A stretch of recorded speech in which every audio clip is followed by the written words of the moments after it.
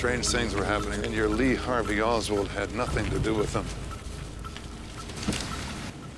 But there was something deeper, uglier. I never realized Kennedy was so dangerous to the establishment. Is that why? Well, that's a real question, isn't it? Why?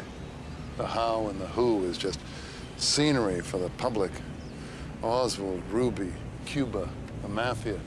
Keeps them guessing like some kind of parlor game, prevents them from asking the most important question, why? Why was Kennedy killed? Who benefited? Who has the power to cover it up? Who?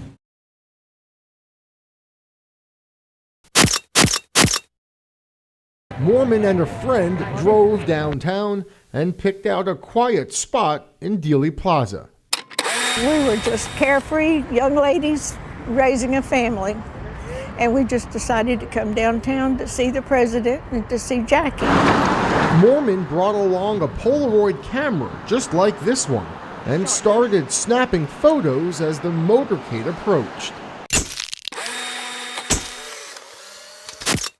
I had the car in the view finder, and then I just snapped the picture. Conspiracy theorists have spent decades analyzing her picture, claiming it shows a second shooter on the Grassy Knoll, captured forever in one infamous Polaroid.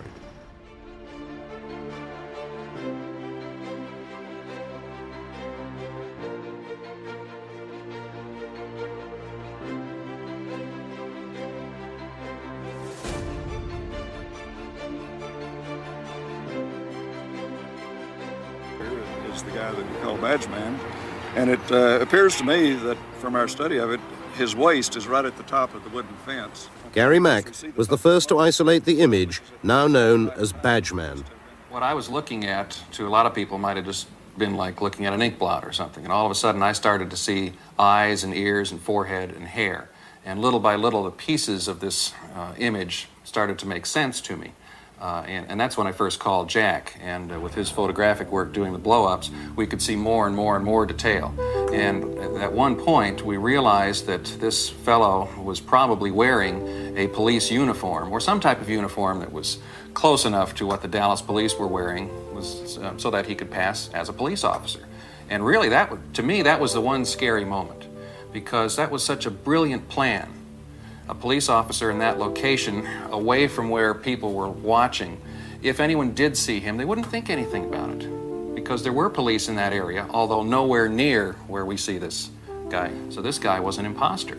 And I got chills then, because that was the realization that this was a very cleverly, well thought out plan. You have to keep in mind that the Mary Moorman picture is about this size, and the area that we're dealing with is about a 1/4 inch square. So the area that Badge Man appears in is very tiny. And that's why the attempts to enhance it photographically have been very difficult over the years. This small area was the scene of an extraordinary encounter.